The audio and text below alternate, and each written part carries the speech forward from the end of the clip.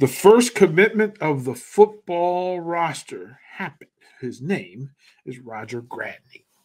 You are Locked On Huskers, your daily podcast on the Nebraska Cornhuskers, part of the Locked On Podcast Network, your team every day. Hey, gang, DP. Boom, that's what it says. We thank you for making Locked On Huskers your first watch and listen each and every single day. Greatly appreciate it. We're here live in Lincoln, Nebraska, right here in the middle of the country, 93.7 The Ticket. I want to thank you folks for hanging out with us. We want to thank you folks from FanDuel Sportsbook for helping make this content available for you. FanDuel Sportsbook, the official sportsbook of Locked On. You can get information right there at FanDuel.com/LockedOn. Make every moment more. Whatever it is that your sports fancy has, whatever itch that needs to be scratched, FanDuel, whatever your sport is, whatever your home team is, go find it. Go get yourself some game action there on FanDuel.com. Roger Gradney is the name. And the first commitment of the 2024 class for Nebraska football, and it was announced yesterday that Gradney, a 6'1", 190-pound athlete, and he's an athlete. I'm familiar enough with this young man's school and the area in which he plays, from Altair, Texas. 3A football in Texas, and there's a ton of. I don't let the measurement there fool you. There's a ton of Division I, high Division I talent at 3A in Texas. So where he played isn't as important as how he played, and we will break down over the course of this episode who he is as a player. And then what the systems that he played in asked him to do, allowed him to do, etc. To identify him first, I tell you that this is Gradney was the best player in his high school, on his high school team, on offense, defense, and special teams. And when I say just special teams, I'm not just talking about as a returner. He was the kicker, he was the punter, and the kick returner and the punt returner. So it's kind of what happens when you're not dealing with the 100-player rosters. If you're playing 3A, it just means your school doesn't have the numbers of the 6A schools. It depends on where you are and then the quality of play, and you don't control your teammates. So this is not exactly, he didn't exactly play for a powerhouse. That's really not what you're concerned about, or where your eyes should be drawn. Although when you watch him on film, you have to take into effect that often, if not all the time, he was the best athlete on the field every game and every practice. What happens in those cases usually are this. Here are the things that happen. That these players have to become projects because the speed of practice, the speed of learning, the speed of processing new information, the speed of being coached the way that you're going to be coached at Division I in a Big Ten conference powerhouse versus a 3A program where you're the best player at practice every day. You're the strongest player in workouts. You're the fastest person in drills. All of that's the norm. But then you get to, sharks amongst sharks, iron amongst iron, and some people handle that better than others. Not sure what we're going to see with Gradney in the bigger, more competitive space, but that's part of the deal. What you're recruiting is talent. You're recruiting speed and size. It takes a lot, a very high level of football IQ to be on the field every play of every game and to be in a position of impact on every play of every game. I'm not talking about just offense. I'm not just talking about defense. You're talking about a skill position where at receiver, you're sprinting. There's probably 20 full sprints. And then, shuttles. There's probably another 15 shuttles offensively as a receiver. And then there's the physical contact of trying to lock up and block on the wing. And, sometimes you're sprinting and you run around and you don't even get the ball. You had stuff to sprint back to 40 yards that you sprinted to get there to set it up. Defensively, he's playing safety. So he's always deepest and always has the farthest to go on any defensive snap. He's got to go farther than anybody else.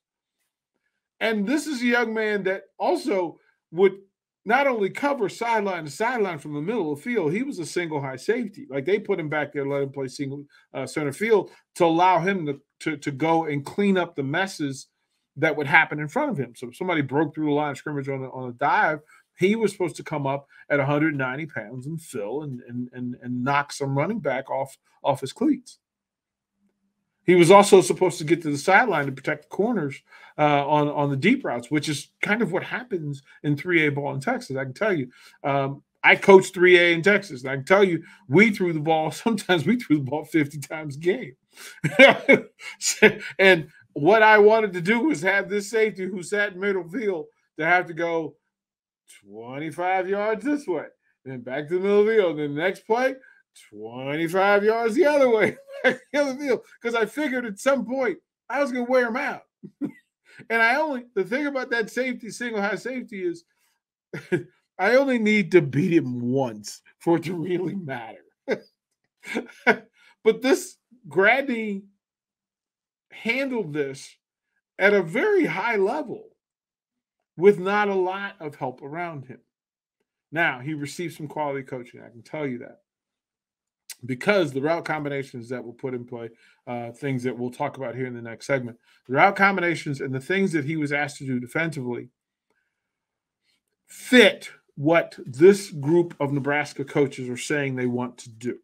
Having a 6'1" physical wide receiver and having a 6'1" ball hawk, plus I'm still willing to put my nose in there and hit somebody's safety, are both what Matt Rhule and these coaching staff say they want to do. So we'll go a little deeper into his skill set, kind of the way his body works, some things that you notice in watching his film as well. But we'll talk about more on that. Locked On Huskers, second segment coming right up.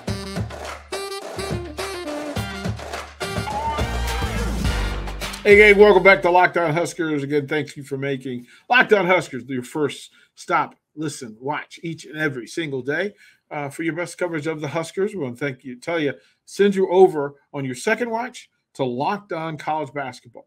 So Isaac Shade and Andy Patton will take you through. It is the best college basketball coverage, great coach conversations, great player conversations.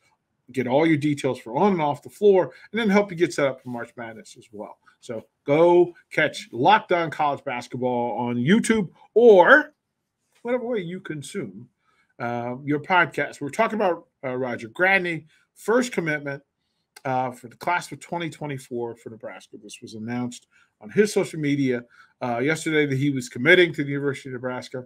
The immediate responses, if you ask coaches in that area, what their thoughts are on him as a player, where he's going. Now, he's not going to help Nebraska in the kicking game. He punted in high school. And it's funny. It's funny. Like, he's just the best athlete on the field, and they need a punter. And, at least he'll be smart enough to, handle a bad snap, which according to film study, there were quite a few that he had to make chicken salad out of chicken poop because the snap rolled back and he had to scramble and make a play, or he had to scoop it up and get the kick away and be athletic in doing so. He was also the kickoff guy, and then you'd have your kickoff guy running down and making the tackle because he's, again, the best player on the field. A bit of a hitter. One coach that he played against the last 2 years said he's hitterish. And that's one of my favorite phrases, is that there's certain guys who just, they're out there. Now, some of that is you can point to him being bigger, stronger, faster than most of the people he's playing against. So there's a bit of bully in him, in his play. I want somebody at 6'1", I want him to still play with the right hat level. And that's a big thing on film, is to watch. If he takes on a Big Ten runner as high as he did some of the guys in high school, he's going to have footprints on his jersey. But that'll be learned behavior, and that's something that development will work on with him, because you won't be able to just come in chest high on Big Ten runners. They will stomp a mud hole in you. But his willingness to be physical is important. His want to walk up and thump somebody. Now, in your head, wrap your brain around players who like to come up and throw a shoulder. And we talk about how physical they are. But what we want from a safety in the Big Ten, especially one that he'll be 210 pounds by the time he plays for the Huskers, that somebody's going to come up and wrap. I need for him to thump and wrap. That's going to be my want. If you ask me whether I thought he was going to help them first as a kick returner, a punt returner, a wide receiver, or a safety, I'm going to say safety. Because he has the wheels, he has the hips to plant his foot, sink the hips, and change direction. He does that pretty well. He's a little stiff, but his body will change. And as he adds muscle mass, he will probably knock off another third of a second in his 40. Like, I think he can get faster just as his body matures. There's still some uncomfortable movement that happens on the football field, but it didn't show on film unless you're looking for it, because he's just better than everybody on the field. His ability, some people said that they thought that maybe he would play safety, he would play corner. I don't see him as a Big Ten corner. I see he doesn't have the hips for it. He has the hips of a safety, like to be able to plant foot and get downhill and come up and leverage somebody. Be a great filler between two linebackers to come up and put somebody on the turf. Also, a pretty good ball hawk, better than average hands. But you still want to see more big plays made on the back end as a safety. When you watch film, a thing that I pay attention to is, one, are you at the pile, right? Are you the first person to the pile? Are you the first person that makes contact as a safety? That's wonderful. That tells me a lot, because that's just choice and want to. Then, are you stopping forward progress? Because that tells me as somebody said, that brings lead to your pencil. Are you coming up and changing the offensive progression? And then finally, are you completing the play? Are you completing the play? And sometimes that requires that somebody else is engaged, and are you coming in and finishing the play, getting somebody to the turf? As a safety, that's vital. It's a thing that I circle all the time because it's missed. Does the safety has to be the sheriff? When the sheriff shows up, all the nonsense and chaos is over. Like, okay, you guys done fighting? Here we go. I'm here now. Cut it out. That's where I see him. If you ask me to pencil in where Gradney can help this program the quickest. Long term, it's a different conversation, because the long term he fits in some conversations with some names that Husker fans are familiar with. But I'll give you those when we come back to Locked On Huskers here. Be right back.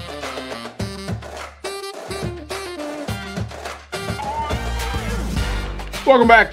Once again, thanking you for spending time with us. If you would, please subscribe, like, follow, share this podcast. right? Subscribing. So it comes to you immediately. You get the notification. It's in your phone. It's on your device. It'll be available to you whenever you want, whenever you get around to it. We hope that it's your first watch and listen each day. I can't demand that. I'm not that pushy. I'm just not that dude. But I do trust that you'll get around to it as you have today, and it's greatly appreciated. Thank the folks from FanDuel for making this thing happen, this Locked On Huskers podcast. Make every moment more. FanDuel.com/LockedOn releases all sorts of discounts and other. There are codes there for you to use. And it's March Madness right around the corner. We're a week away. Buckle up, boys and girls. You got some wagering to do. You got some fun to have. Make every moment more. FanDuel Sportsbook, the official sportsbook of Locked On. We were talking about young man Roger Gradney and through all of the skills that he has. The thing that we are all guilty of is that we need a similar. We need to be able to see a great athlete or a great player in the future of the people who commit to the programs we care about. And Gradney was a 4-star. He's a 4-star. And he's a 4-star in the state of Texas.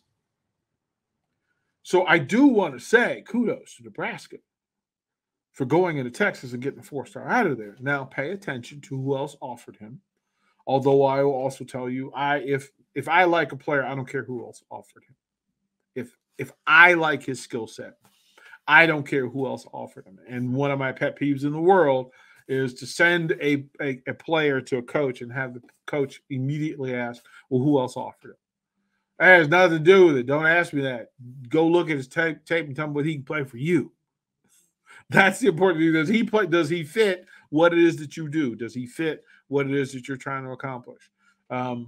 So with that, the offer list is good. It's not great, but which is why I would slide him ever so slightly towards project and a 2-year project.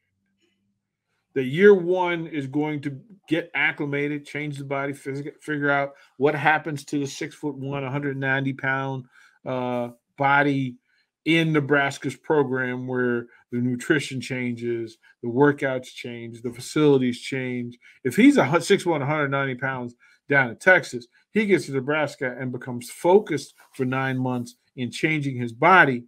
Oh boy. Now you're in business. You're cooking in Crisco. That's some amazing stuff. And on film, to say he looks more like a 4'6" guy than a 4'5" guy.